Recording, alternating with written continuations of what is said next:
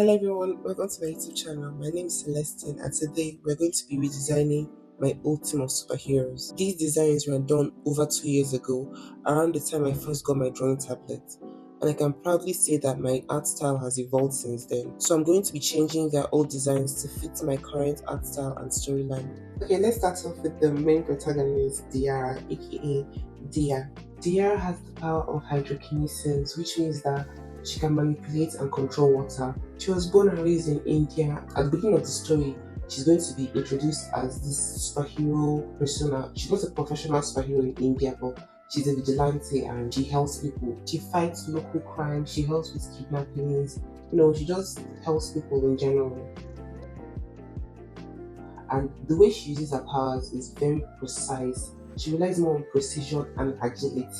So she's not going to throw a massive blob of water at someone. She's just going to fight them using water as an extension of her own body. Now, before I continue with the rest of the redesigns, I feel like I should mention that my characters live in a world where a small group of humans are born with superpower. These group of humans are called Parasapiens. The word Parasapiens is a combination of Homo sapiens and paranormal. But anyways, these superheroes are marketed like celebrities and influencers. This does not mean that they don't do superhero stuff or save lives. They still do. But most of their work is to put on a public appearance and to get paid through interactions with their fans.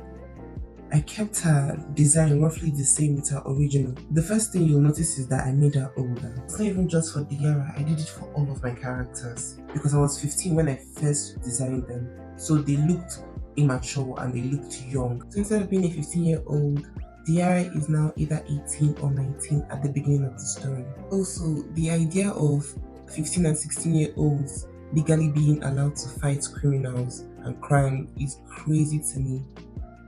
In addition, the story will now be taking place in a college, not a high school, because I think there's more storytelling potential with adults instead of children. I tried giving her a new costume, but I realized that the old one was actually not too bad. I just needed to change it, so I got rid of the sleeves and replaced it with more of the liquid metal. The metallic elements around her limbs aren't actually metal, they are liquid metal. They are meant to be more like mercury, liquid metal that she could keep around her body in case she starts fighting somebody in an area where there's no water available. Now, I haven't really decided what element or what type of liquid metal this is. I think I'm just going to call it like an alien metal or something of that sort, because mercury is quite harmful for humans. So I don't think she would want to keep it so close to her all the time. Now, in case any of you guys are wondering how the metal stays on her body, stays a solid on her body, I don't know. I genuinely don't know. Maybe the organization, because at the end of the day, this is a million or $1 billion organization. So maybe they have a way that they're keeping the alien metal as a solid until she acts upon it with her powers. So maybe one day I'll come up with a better idea for how the metal stays on, but right now all you need to know is that the metal around her arms and legs can actually turn into liquids and she can use it in an active fight. Now back to things I got rid of from her old design. I got rid of her belt because I just didn't like it. And lastly, I got rid of the tiny metal details because if I'm planning on making a comic with these characters, I don't want to worry about these little details. I darkened the fabric of her costume because I wanted it to look more serious. When it came for her skin and hair, I kept it mostly the same, and for her face, I just made it a bit more mature. Oh, and when the time finally came for me to draw her water bending and her water powers, I realized I did not know how to draw water, like being bent or being used as a power. So I had to literally open a new project and I had to teach myself how to draw water from scratch. I was tempted to just draw a blue orb around her, but I wanted to make this drawing look real, or as real as I could make it. And finally, after 3 different tries at drawing water in motion, I had finally discovered a technique for drawing water. And I know it might look simple or easy to you guys, but it's actually not that simple because I was drawing this thing without a guide. But eventually I was able to get it done, thank God. And even though I don't really like this particular drawing of water too much, I'm still going to congratulate myself because this is my very first time. I wanted to draw the water covering around her as if she's ready for like a fight or confrontation. I also added another image of water to show her hands kind of controlling it as a blob. Yeah, and that's all for the water drawing. In the group, she's the strategist and the silent leader. She's also the most agile out of all of them. And like I said, she uses her powers and hydrokinesis as an extension of herself instead of as a weapon. Oh, and if I forget, her name, her superhero name, used to be Hydrohexa, which is honestly a horrible name. But I changed it to Drift Tide because I think that's more sleek and more simple than Hydrohexa because that's such a horrible name. And that's all for Drift Tide. The next character we're designing is Cobalt Flare. Cobalt was originally going to be called Scorching Sapphire 2 years ago, and I just can't believe I ever thought that was a good name, honestly. Cobalt was born in Lagos, Nigeria, but was raised all over the world. He was a child star who grew up in the public eye. Even before his powers showed up, he was already a child model for magazines. Now, earlier I said that superheroes in this world are like celebrities. Cobalt is a textbook example of this. He has more photo shoots and public appearances than anyone else in his team, and he rarely comes for trainings and workouts, which is a shame because he's physically and biologically the strongest member on his team. But that's mostly because he's a Parasapien than because he actually works out. But his main powers are pyrokinesis, which means he can create fire and control fire, specifically blue fire. Now, unlike Driftide, I changed almost everything when it came to his costume, except for his jacket and the color, the general color. I made sure to get rid of his original hair color and haircut. I gave him locks but tied it behind the back of his hair. Out of the entire team, he's canonically the most handsome and the most attractive, with a very masculine face, even for a 20-year-old. His new suit didn't really take me too much time to figure out, honestly. It was just simple shapes that went downward. But his costume has a version without his jacket for when he wants to show off his biceps, to girls and to flex and stuff like that. He's more of the social one of the group, the one that does all the public speaking because of how trained he is to talk to the media. He's quite literally the face of the group. Now that I'm really looking at his face, I think I might have made him too conventionally attractive. I feel like I made him so stereotypically attractive that he's now turning out to be a little unattractive to me. His civilian name is Toby, even though he hardly uses it. Oh, and if you look at his jacket, you see that I put the alchemical symbol for fire there, the triangle for fire. Honestly speaking, there's not much to say about this character. I just made him the typical social person in the group. Okay, so now that we've talked about his public appearance and his media training, let's talk about his actual personality. And the truth is that he doesn't have one. He's not really his own person per se. Toby does not exist. Cobalt does. So his story is just going to be him figuring out who he is without being Cobalt. Also, I feel like I have to add that just because he really likes publicity and being in the public eye does not mean that he won't save somebody. He has to choose between saving a human life and going for a show. He's going to save a human life. He's not evil or anything like that. But the difference between him and Driftide, and honestly him and every other person on his team, is that they wanted to become superheroes. It was their dream to become superheroes. He became a superhero because it was the next best option. He was already a child star, he already adored him, and he had very nice powers, so why not become a superhero? So that's the reason he doesn't actually want to become one. Yeah, but that's all for Cobalt Flare. This is his finished design. Our next character is Gale. She was originally supposed to be called Wind Whisperer 2 years ago, but the name sounded too mystical and long. Gale's civilian name is Gale, spelled as Gail instead of Galv. So both a superhero name and civilian name have the same pronunciation. Gale is the innocent one of the group. She glamorizes being a superhero and the praise that comes with being a superhero. Now, before we continue with her characterization, let's have a discussion about her old costume. I genuinely hate this costume for a lot of different reasons.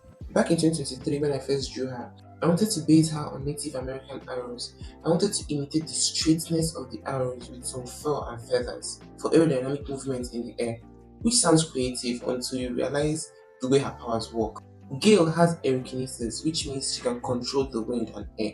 She flies by lifting her body, just like Storm from the X-Men. She doesn't shoot herself into the air like an arrow, which means that her costume has absolutely no need to be aerodynamic or move like an arrow. In fact, it's quite the opposite because she's always in the air and flying. She can wear something really heavy, and because she doesn't really partake in hand to hand combat, I had room to do whatever I wanted with her new design. The only thing I liked about her old design and her old costume were her gloves. I've always liked these types of gloves, so I kept it in the new design. Now, thanks to the fact that she doesn't partake in combat and doesn't fight people, I decided to give her a giant cape because, like I said before, Gail glamorizes being a superhero. So she's going to try to dress as flashy as possible. Gail is the airheaded rich girl of the group. Think of Stella or Oriana or Rarity or even Cleo Denial. But on the battleground, she has arguably the more raw power out of everybody in her group. She can create tornadoes, throw people into the sky. She's even strong enough to destroy buildings with just the power of the wind. I initially wanted to make her costume a light green, but I settled on a desaturated pink. And just like with Cobalt, she can also take off the cape when she wants to engage physically with someone or when she wants to interact with her friends in a closed space. Oh, and fun fact, she's the tallest of the group. She's just a little bit taller than Cobalt. Gail is the richest member of the group, which gives another layer of substance to her god complex. She just believes she can fix everyone and that she should. I want to review so much more about her, but I don't want to give too much away for when I make the comic book. And that will be all for Gail. Next character is Dipole, aka Aiko. Dipole was born in Asia, most likely Vietnam, but migrated with her father to America during her early childhood. She's half Vietnamese and half American. She has the power of ferrokinesis, aka magnetism. Now, I feel like a lot of people in this world have magnetism to a specific degree. I expect it to be quite a common power. But what makes Dipole special is the fact that she can change the density of metals, which means that she can affect the weight of any metal. For example, she can make a spoon as heavy as a dumbbell and vice versa. This makes her pretty unique in the eyes of the organization. Dipole also happens to be one of the few characters that I didn't change their name. I kept her name as Dipole because it genuinely sounds so nice and so simple, and it has a connection to magnetism. I gave her a whole metal suit because it only makes sense. She has metal power, so why not surround her with metal? I'm a firm believer in turning a character's weapons or tools into fashion or simply clothes. The metal suit can still be taken off for when she's just relaxing. I genuinely felt intimidated by the task of drawing a full suit of metal, but I'm proud to say that I did well. It looks so much better than the first design. She's not actually blonde. Her actual hair color is black, but Aiko is such a carefree character that she dyes her hair on a daily or weekly basis. I like to think that she plays around with color. Sometimes her hair is red, sometimes it's pink, sometimes it's green, sometimes it's purple. It can even be white. Aiko is such a cool character that she doesn't really care if it's a conventionally accepted color or not. If she likes it, she'll get it done. I drew an image of her using her powers, and I wanted her powers to look like the magnetic field. The colors of her magnetic field is a mix of blue and red. Now, note that I said her magnetic field, the way that she uses her powers, the way her powers visually look, is both blue and red. They look blue whenever she's pulling metal towards her like a typical magnet, but then they look red whenever she's pushing metal away from her. And that's all for Dipole. Now let's move on to the second to last character. His name is Tricep. That's his fire name, by the way.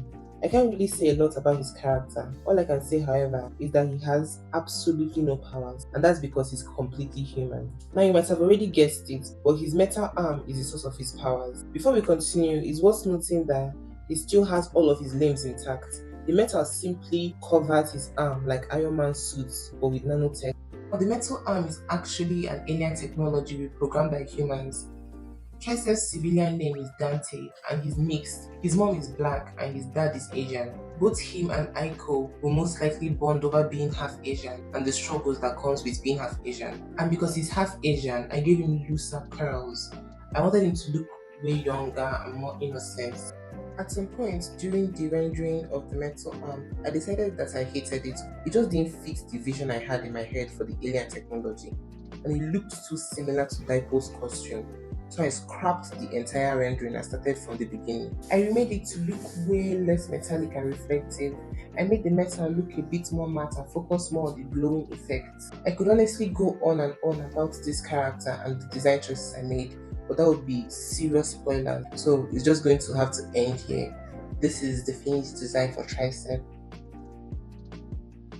The very last character we have to redesign today is Reverb, aka Tristan.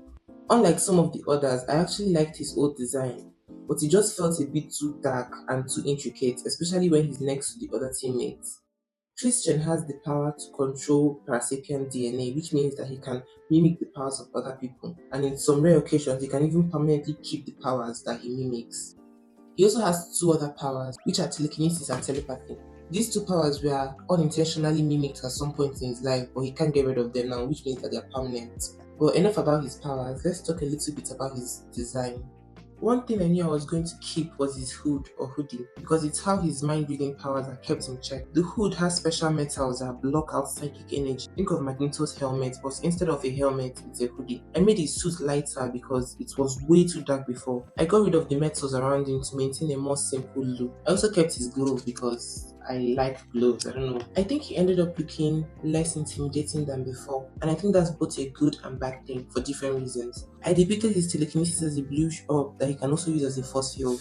Think of Violet Park or Mrs. Fantastic. I also created an image of him using his mind control power, and I wanted his psychic energy to look like Emma Frost, specifically from X-Men and Wolverine. Also, his psychic energy signatures can't be fully seen with naked eyes. It can only be perceived by another psychic or someone that has psychic related powers. Tristan is obviously very powerful, but his character will have a whole lot to get through before he can finally learn to use his powers heroically and morally. And that's all for Reverb. And that concludes my superhero team, the Vanguard 6. I'm just realizing I never told you their name as a team before. But yeah, that's their name, the Vanguard 6. Don't forget to like and subscribe and check out all my other socials. And feel free to speculate and tell me about your favorite designs in the comments.